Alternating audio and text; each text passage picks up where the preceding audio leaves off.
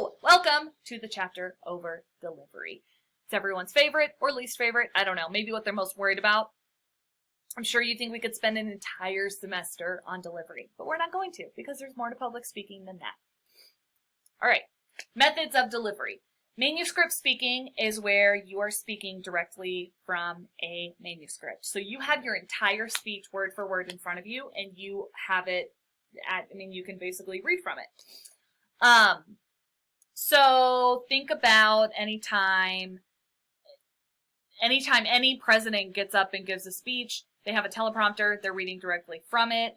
That is an example of manuscript. I'm not going to go over advantages and disadvantages to each because I'm going to have y'all do that in your discussion post.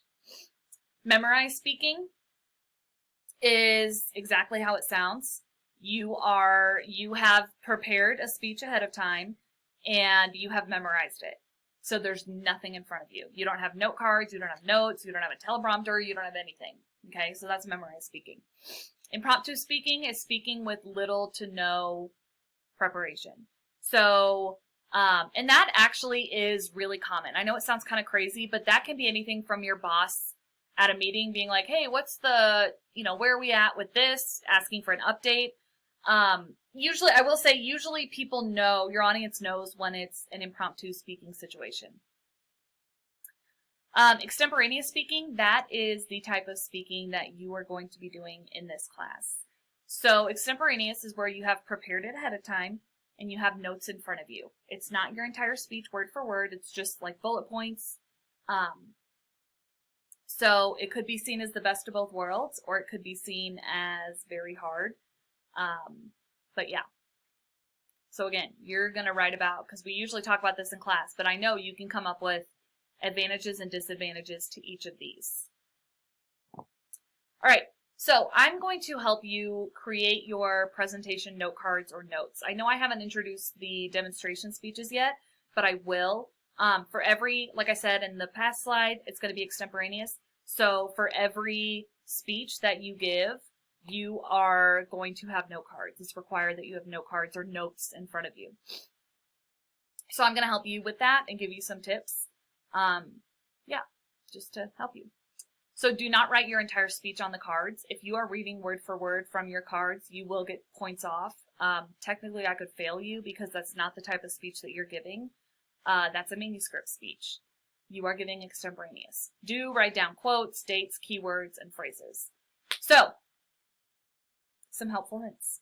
Make sure you can read it. I know that sounds silly, but if you have bad handwriting, you want it to be big. When I would do mine, and I'm going to show you an example of what your note cards can look like, how I would do mine. I'm not saying you should do that, but just in case it helps. I would write really big and clear. That way I could read it. I don't have the best handwriting. If your handwriting is really, really bad, you could even print out something and use that. Only write on one side of the note card. So that is for several reasons. Number one, I've seen so many students forget to flip their note cards, and then all of a sudden they forgot to say a part of their speech, and then they realize it midway, and then they're kind of panicking, trying to figure out where they messed up. The other reason is it can be kind of distracting for your audience if there's stuff on the other side, because they're, we're human beings. We're gonna be like, what does that say? We might just get distracted by that. Number each note card in case you drop them or they get out of order. I know that sounds silly. You're not, coming to give your speech from a 20-mile walk, but, number them, because I have seen students drop them in the middle of their speech, and then that way you can just get them on track easier. Write personal reminders to yourself if needed or helpful. I talk fast. Part of me talking fast on these lectures is because I only have 15 minutes per lecture to record, and then that way it's not too big of a file to upload to YouTube. But I do talk fast naturally. So when I'm giving an important presentation, I will literally write on my note cards or notes, slow down in all caps. Okay. You can also write like breathe, you're okay, it's almost done, whatever you want. Don't write the beginning of sentences to prompt you.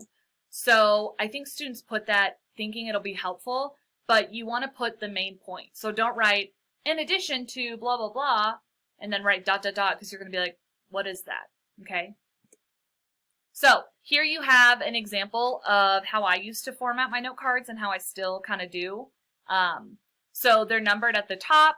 You have just basically, you know, the basic points. It's not another good, you know, so looking at the top one, deciding what to sell, you notice I have the main points. I don't have the beginning of the sentences. I have the main points so I can look down and then I can articulate the sentences myself. Okay. It also, going through items, story of Aunt Tina, that kind of reminds me of an example that I want to give. On the bottom, you see it says slow down with a smiley face. And, you know, if you like to color code things, transition, that can be a good thing. Okay. So do what works for you. I'm more than happy to help you with developing your note cards if you want. Unfortunately, making note cards is a very trial and error process. Okay, you're going to be practicing with them, and then you're going to find out by practicing with them if your note cards are effective or if you need to write a little bit more. Okay. All right, so continuing on with delivery, your voice. Volume is obviously very important. You want to make sure that we can hear you. I stand, in the back of I sit. Why am I saying stand? I'm not going to be standing during your speech. I sit in the back of the room, so I need to be able to hear you clearly. But at the same time, don't yell at us, right? Fluency, that's really important. So you want it to be fluid. You want to have a good cadence. You don't want it to be choppy. So what I mean by choppy is, and this is eye contact and fluency are the two things that I take off the most for because it happens the most. You're talking, blah, blah, blah, and then you take a break to read your notes. And then you know, so you don't want it to be choppy. That's what I mean by choppy. You want it to just flow, okay? So don't be afraid to look at your note cards because that way it's not da-da-da-da-da. Let me pull out. I'm in my daughter's nursery just because the lighting better. So this is called Welcome, Little One. I'm going to give you an example. Hold on. On the day you were born, it was love at first sight. We welcomed you, little one, and held you so tight. Our hearts simply grew bigger in size. The first time we looked into your very sweet eyes. So do you see how that was choppy? I mean, I know it's different when you're like reading from a book, but do you see how that was choppy and I kept pausing to find my place, pausing to figure out what I'm going to say next? That's not good. You want it to be fluid. Speaking rate, don't talk too fast. Do as I say, not as I do. If I'm giving a presentation, I talk a lot slower. So don't talk too fast. Even when you feel like you're talking too fast or too slow, it might still feel weird, but you might still be talking semi-fast, okay? And the reason for that is just because people process information a little bit slower than we might think. So they give them time for it to sink in without it being choppy. Articulation and pronunciation, that is also important.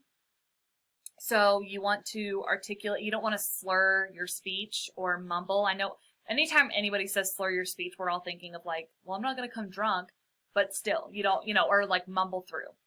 Strategic pauses can be really powerful to get a point across. So you say something and then you kind of give a pause on purpose, like I said, to let it sink in and all that.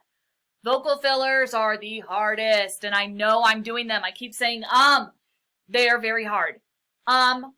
Like, try to avoid those. If you use a few, I'm not going to count off, but when it's almost every other word or when it's legitimately distracting, I will count off.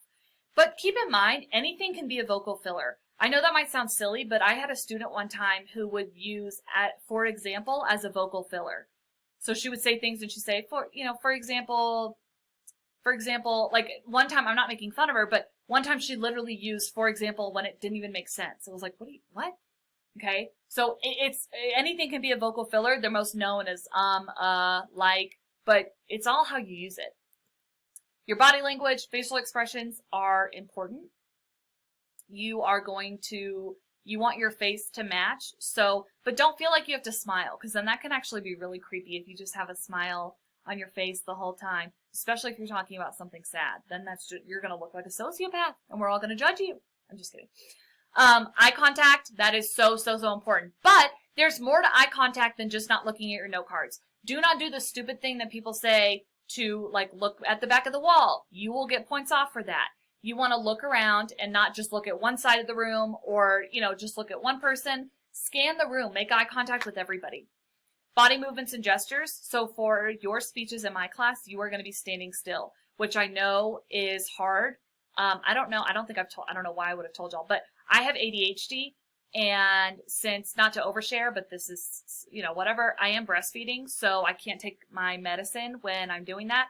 So it is hard for me to stay still. So I get it, but it's more distracting than anything else when you are moving around and walking around, because I know that most of us aren't skilled enough to do that in a way to where it won't be distracting. Posture, stand up still, obviously. Podium usage, you're not going to use the podium, but if you do use the podium, make sure that you don't slouch over it. Microphone usage, you are not going to use a microphone in class, but again, we're just going through the chapter and things that you might encounter. With the microphone, be sure that you don't hold it up here to where it looks like you're eating the microphone. Hold it down here if you can. I know some microphones are crappy. That way people can still see your mouth. Distracting behaviors. Do as I say, not as I do. This camera that I can see myself in keeps messing me up. I know that I keep messing with my hair, so please forgive me. I'm going to try not to do it, or I just need to wear my hair up for the rest of them. But don't mess with your hair. Guys, I don't want to sound, gendered, but guys usually have their hands in their pockets and mess with some change or whatever. Don't do that, or like rustle with their keys. Girls, don't fix your hair. Again, do as I say, not as I do. But truly, I mean, if I'm giving a formal presentation, I usually put my hair in a way to where I won't be tempted to mess with it, to where my side bangs aren't in my face, to where I have to keep putting them behind my ear. So just be mindful of that, okay? And then audience-centered delivery, kind of self-explanatory. Be mindful of your audience. All right. That is, you can ignore that. I'll do that later. That's an exit ticket I usually do.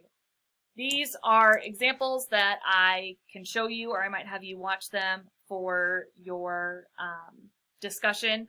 But delivery is very important, and y'all already know a lot of the stuff that you need to do well. So I will see you next time.